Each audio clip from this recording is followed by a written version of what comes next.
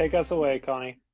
All right. Well, welcome to our second remarks after church talk.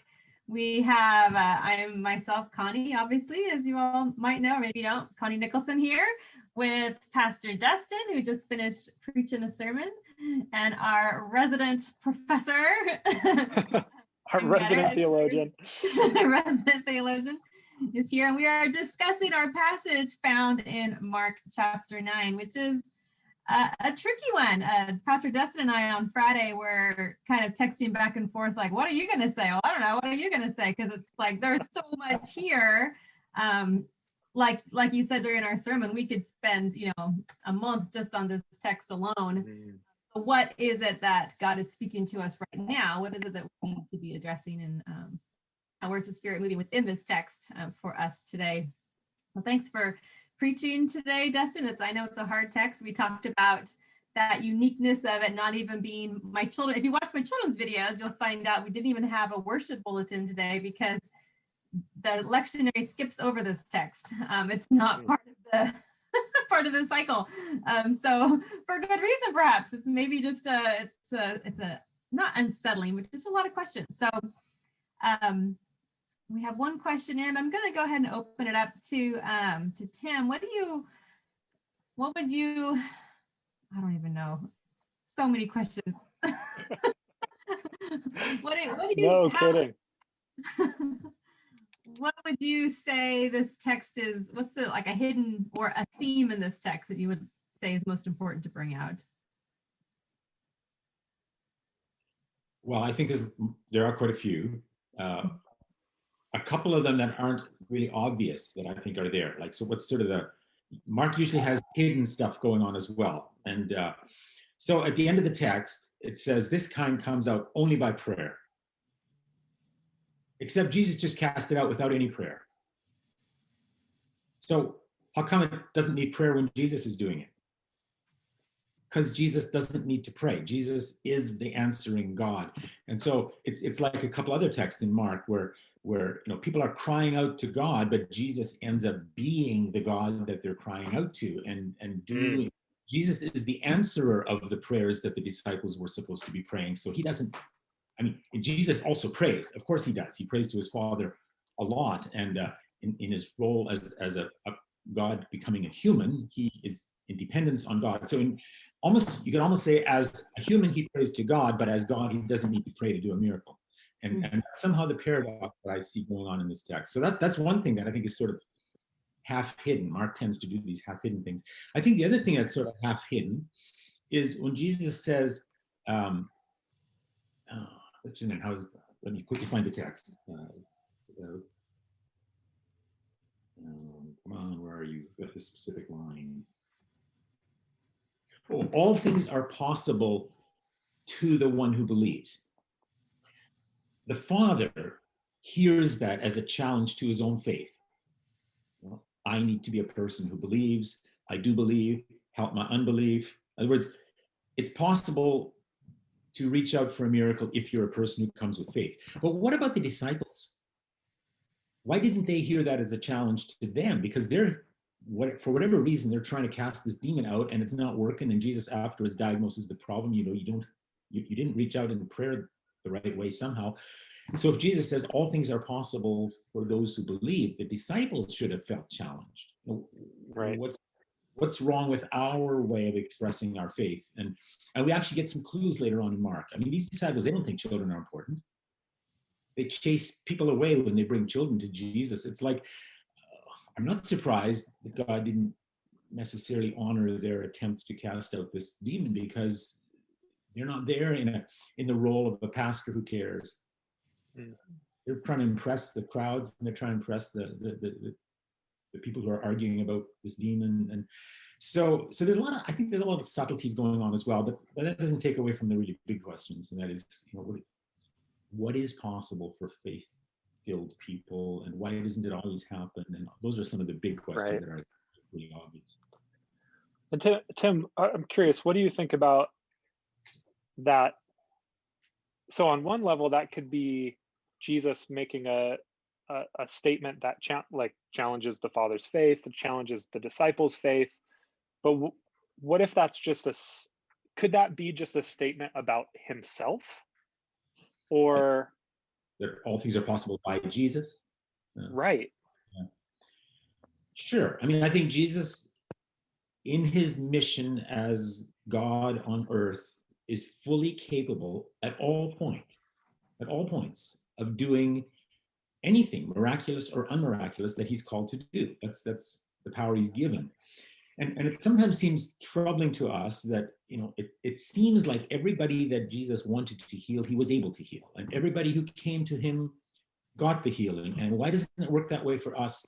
And I think there's two ways to answer that. One is we need to take seriously the texts that sound as though they say, if only you pray the right way, you're always going to get the answer that you're asking for. There are texts that sound like that, but there's lots of texts that seem to say something else. And that is, God's grace is sufficient when God doesn't intervene with a miracle. And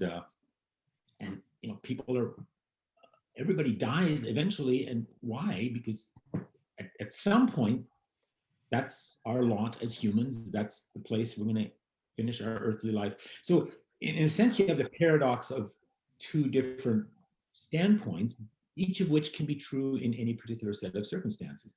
So I think that's one answer. I think there's actually another one as well. And that is when God intervenes in an obviously miraculous way, that's the exception to the way in which life normally works. Like normally, like yesterday, I was doing something on a ladder and I forgot that I left my hammer balanced on the top. So it fell off the ladder and crashed into my arm. So I got a little bit of a sore arm here today. I mean, that's what normally happens. Accidents happen, it hurts. Fortunately, it didn't land on my head. I mean, this is the norm. The miracle is when it doesn't do it the normal way. So we should always think of miracles as exceptions. So then the question is, but why wasn't it for Jesus? Why did it always happen for Jesus? Well, what about the fact that Jesus never traveled to any part of this very wide earth except for a little section in Palestine that's about as big as the Central Valley of California? That's the extent of his entire ministry. We have no evidence that he ever went into the three biggest cities in that region, other than Jerusalem, but the three biggest cities in Galilee. He was just going from village to village and by the seaside. So he had a very narrow ministry, one village at a time, 3 short years. So that very, very limited ministry is the exception. Norm is all the rest of the world didn't get all these miracles. All the other cities that he didn't travel to didn't have people healed of blindness and deafness. And of course it always works when Jesus does it because he's God. But that doesn't mean Jesus did it for everyone. He didn't even do it for 1% of the population of his own country. And so we should still think of it as the wonderful grace of God. That's the exception to the way things normally work. And so we pray for these wonderful exceptions. We trust God with God's answer, even when the answer doesn't produce another exception just for us. So those would be some of my thoughts on that. Yeah. And yet here we are as the beneficiaries of that very narrow ministry, 2,000 plus years later, where that grace in some way is made available to us, and those words are spoken over us, and yet we live in that tension too. Yeah.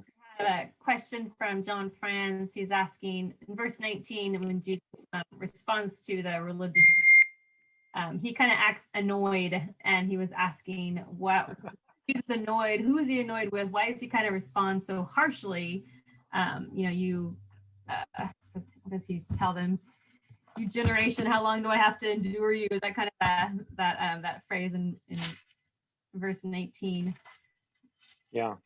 That seems out of character for Jesus. So what's going on in verse 19? Justin, you have a thought? Yeah, I mean, my wondering about that is, it seems like if we're a helpful thing is, is reading Mark all in one shot. And when we do that, there's this very clear picture that's being painted that Jesus is God, is the faithful one, is the one who can heal. And I mean, these crowds are around him for that very reason. And I think Jesus has done everything that he can do to demonstrate, while also paradoxically keeping it hidden, that he is God. He's the Messiah. And so I hear in that not annoyance, like kids in the back of the car asking, are we there yet? Are we there yet? Are we there yet? And he's like, oh, stop asking. But I hear lament. I hear some grief over just, and another place, he talks about the demand for a sign and the demand for miracles. I think it was even in Galilee. You can correct me, Tim, but like we think, along with the disciples and along with the crowds, that if only we could see Jesus perform a miracle, then we would believe, like we would trust and know without beyond a shadow of a doubt. And Jesus is like,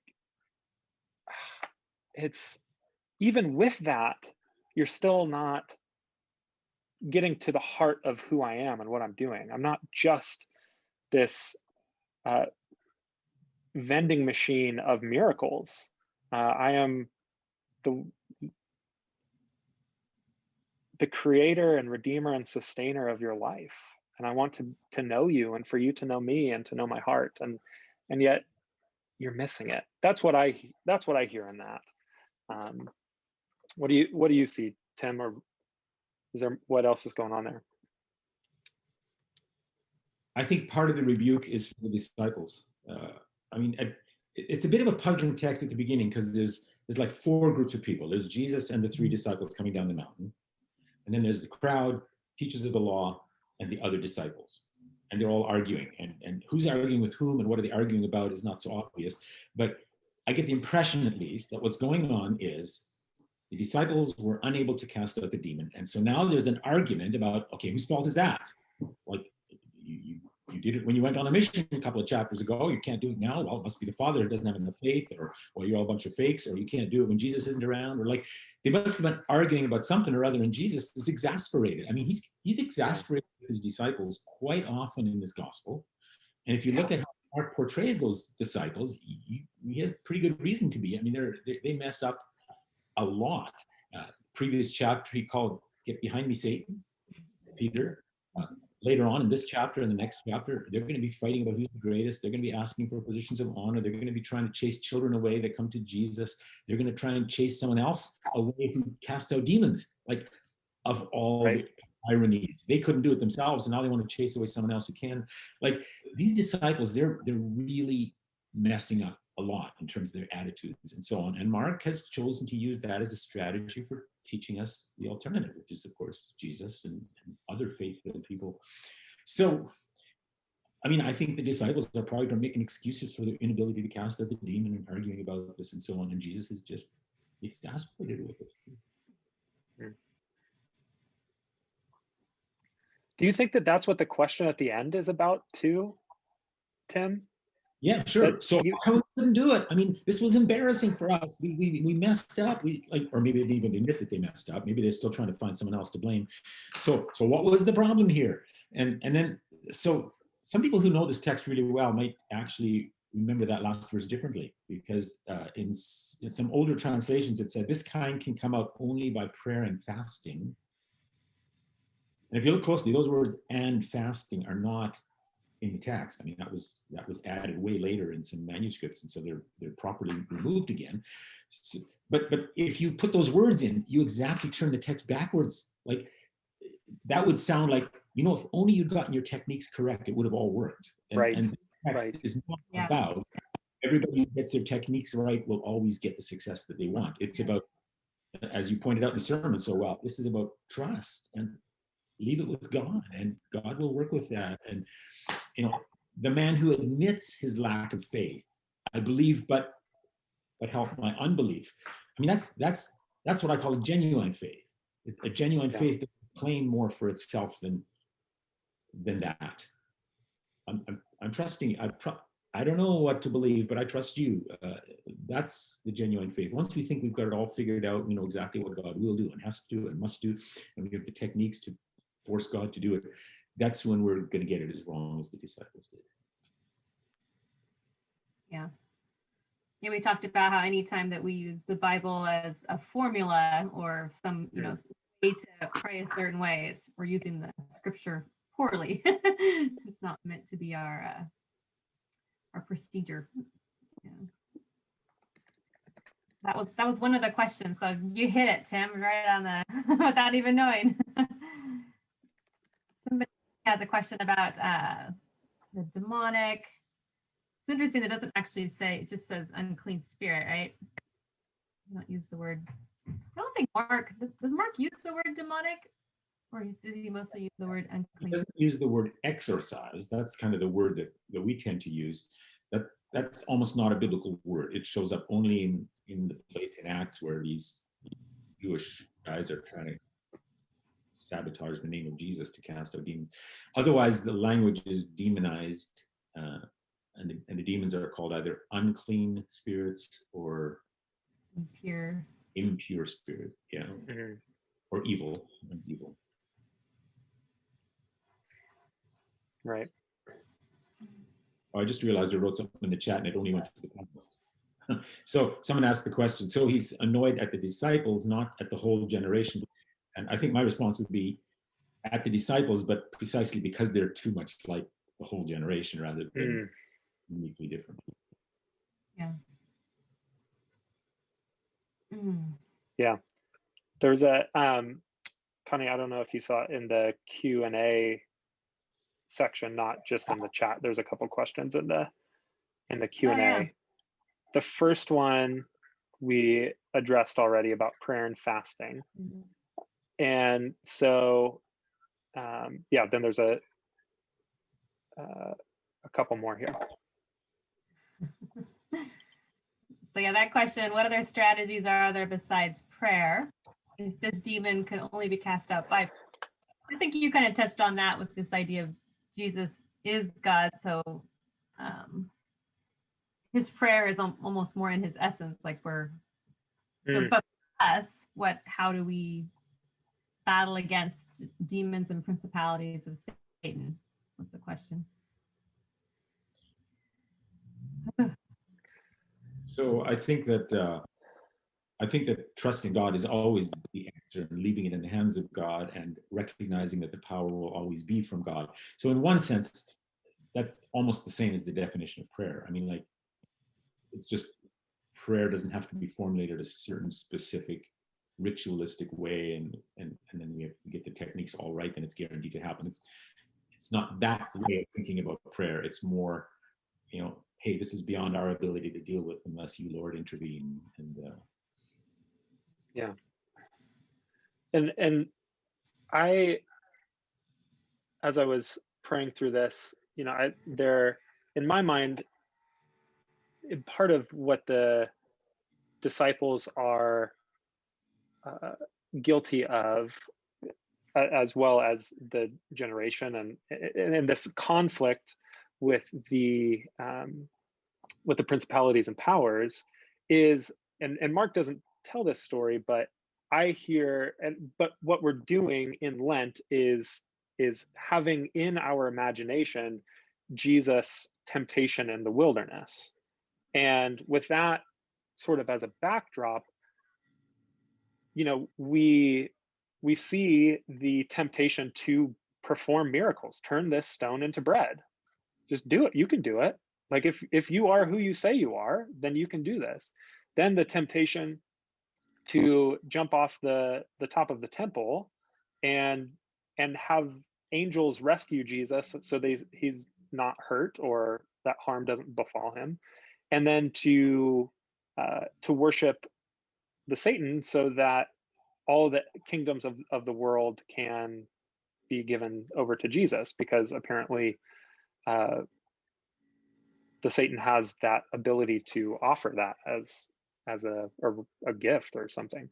And Jesus, and so Henry Nouwen, the spiritual writer, has a great reflection on all of this, saying that these are fundamentally the three fundamental human temptations of identity, to define ourselves by what we can do, by what we have, and by what other people say about us.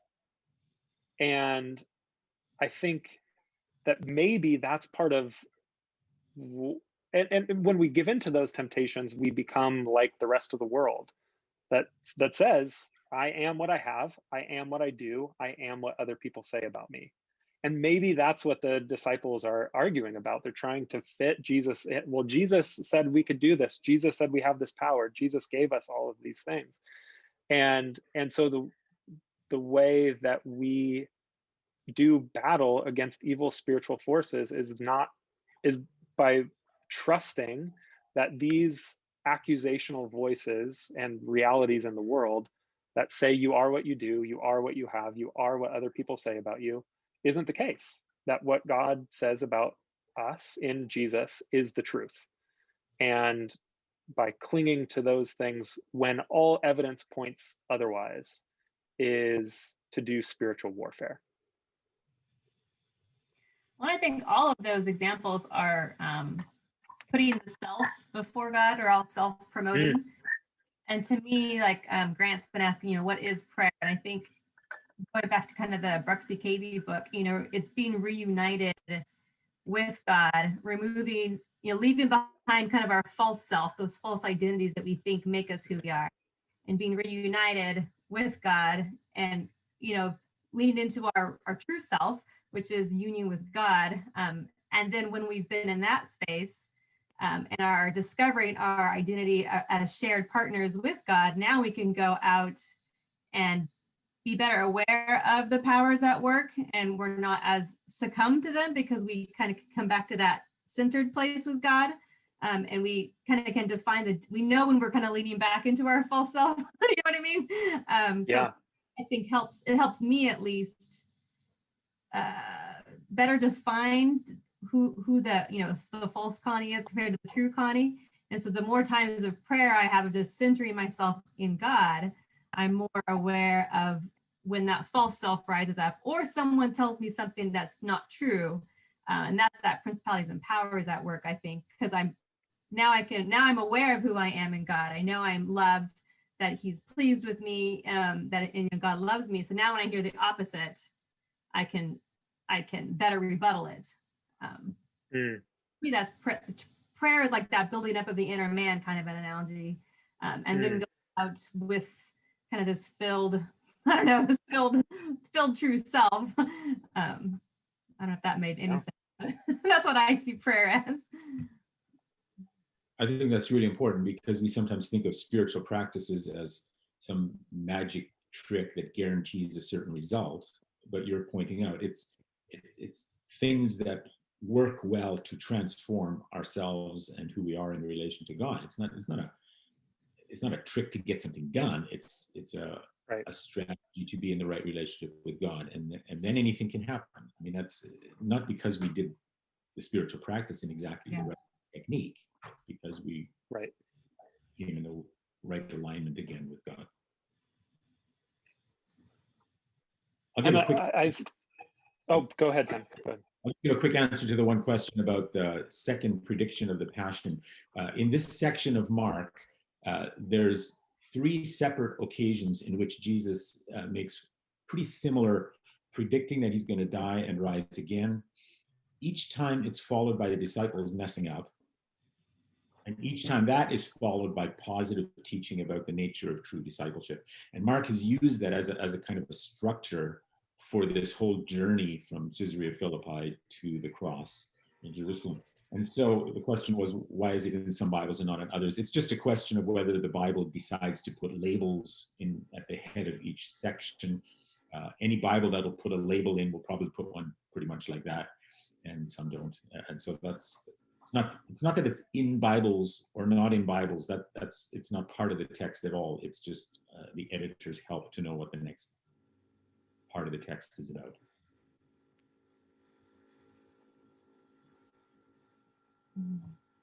Yeah. You're gonna say, Dustin, you're gonna add something? What was I've forgotten. Moved on. I got interested about started thinking about verse numbers and section headings and how they can lead us astray. Oh, well, I think it's really good news that this pattern that Mark uses of like there's some revelation about the nature of discipleship that then leads to the disciples missing it, that then leads to a positive teaching. Like, this is the pattern. And like, it's good news that for me, like, I'm not going to get it 100% of the time, nor am I expected to. And what is expected is that we follow Jesus, that we remain open to letting Jesus define reality for us and to tell us the truth about who God is and who we are in him, and what God is ultimately going to bring about. And so I think it's by paying careful attention to these things and not having that perspective of like, oh, those silly disciples, how clear it is that Jesus is who he says he is, ha ha ha. We're like, no, don't. Let's put ourselves back in the shoes of human beings and not expect that we have some advantage over the first disciples. So for what that's worth. You made a statement during your sermon that I think was a beautiful statement that's also intriguing to just think about. You started off your sermon with the story of, you said the first time God answered your prayers, and you said it was before you were following Jesus. And I just think that's so beautiful. It's a beautiful reminder that God hears, humanity. He hears all of us when we're crying and when we're crying out. And it's just I don't know, I just thought it was a nice reminder that God isn't just a God of his people, but he's, the God of the world who's is interested in all of us. Yeah. Right. Yeah, that's been hugely deeply meaningful for me and key to my understanding of prayer. And I know that other people have come into prayer through different ways, but like, I didn't have anything about God formally figured out, or anything about prayer formally figured out. And it was the grace and mercy of God to answer that particular prayer in the way that I needed it to be answered. And well, in a way, I hope. Yeah, in a way, it was pretty simple, your prayer. Right. But yeah, that's the beginning of what, faith, that real childlike, I ask and he responds, just kind of that learning to walk kind of a thing. That I think is, it's neat. It's neat to watch that. Yeah. in someone. Yeah. But as you said, then learning how to hold on to faith when we hit those, we walk into grace, with God's grace, into this relationship, and then we hit something where our prayers aren't answered, and then what do we do? Mm-hmm. And so to live within that, that space does require a different tethering to God, who he is. Right. And I think when we look at followers of Jesus on the whole over time, we see that this is not something that's just unique to us. Like, this is a part of seasons of life as followers of Jesus that, I mean, one spiritual writer calls it hitting the wall, or the dark night of the soul, or the more popular term now is sort of deconstruction. This idea that we come up against our limits at some level and our motivations, that some, it is there are some things that I've prayed for that, thank God didn't answer them, because that's I didn't know what I was actually praying for. But we have these moments of if we let them, if we humble ourselves and we hit the wall and we say, okay, I actually, this is bigger than what I am thinking. Prayer is more than just asking God to do things for me. Mm-hmm. Prayer is communion, is reunion, is relationship. It's living every moment of every day in the awareness that I'm in God's presence by the grace of God. As one example, it's helpful to know that we're not alone, and that there are examples of people who have gone before us, who can help us pray when we don't know how to pray, and can help us think through difficult things about what it means to follow Jesus when things get difficult. Somebody asked you, Pastor Dustin, to explain a little bit more about only Jesus can say all things are possible. I'm gonna lean more a little bit into that. Yeah. I think that I have a lot of conversations with people who say, like, I was going through that, who share really difficult things that they were going through, or are going through, or whatever.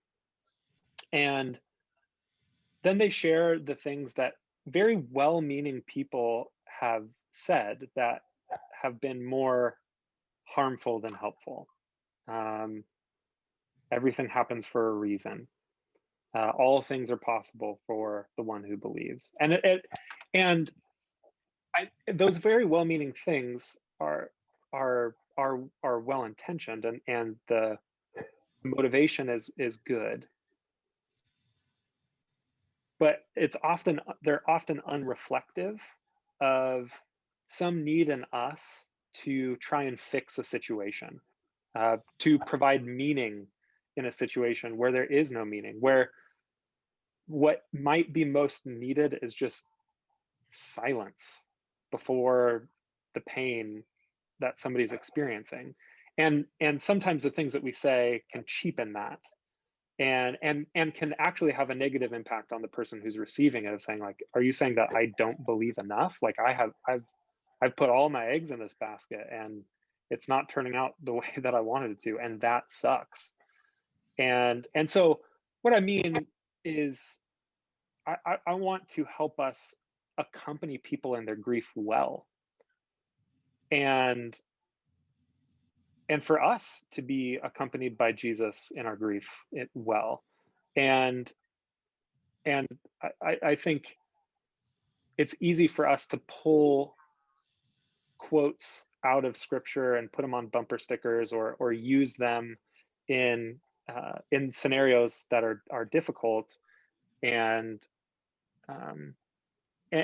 just remove them from the context. Like, Jesus said this to this father in response to this particular conversation that was happening, and that doesn't mean that it's going to apply to me in the exact same way, although it might.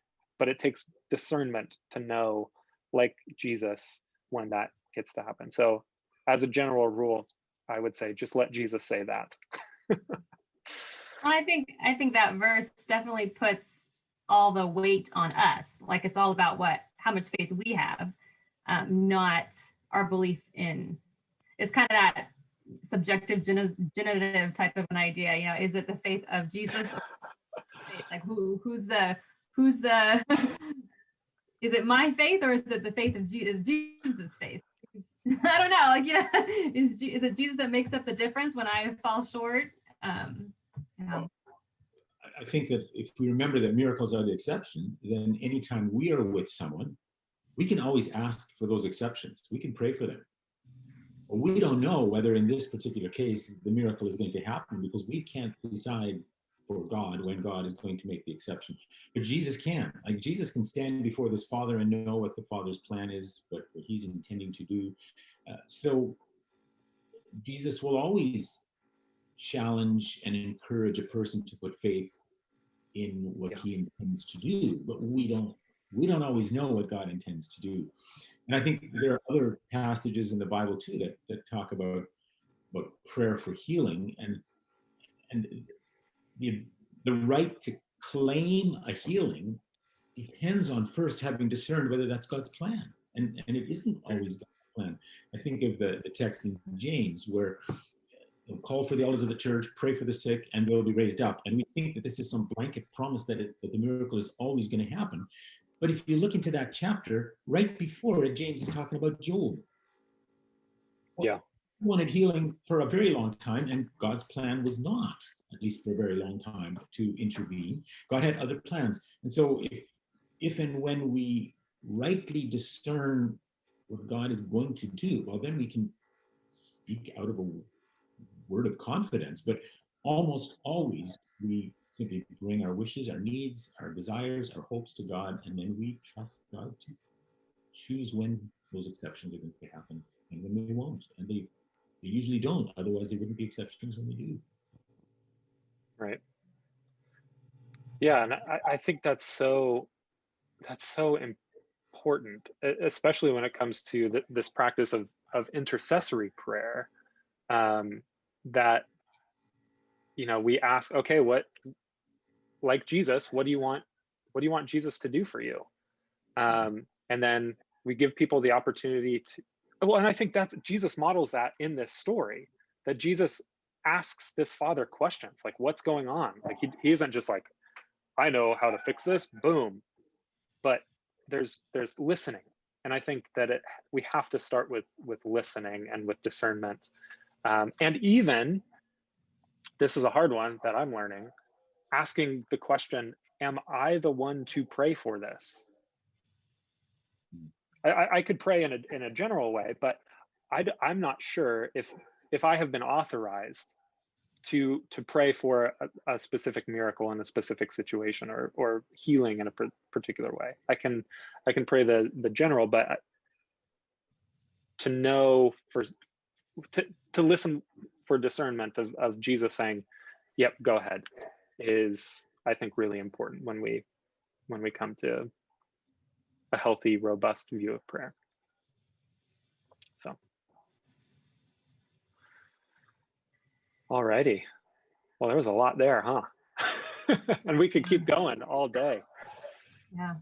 But that we should probably call it for today, and we'll have more to say next week. And I'm just seeing, I just want to note and honor Carla. Thank you for sharing what you shared there in the chat. And we sit with you in the difficulty. So, all right, friends. Well, we pray that you have a blessed week, trusting Jesus and praying this prayer with this Father. Lord, I believe, help my unbelief. Lord, I trust you. Help me to trust you even when I'm not in control. So go in grace and peace. Bye. All right.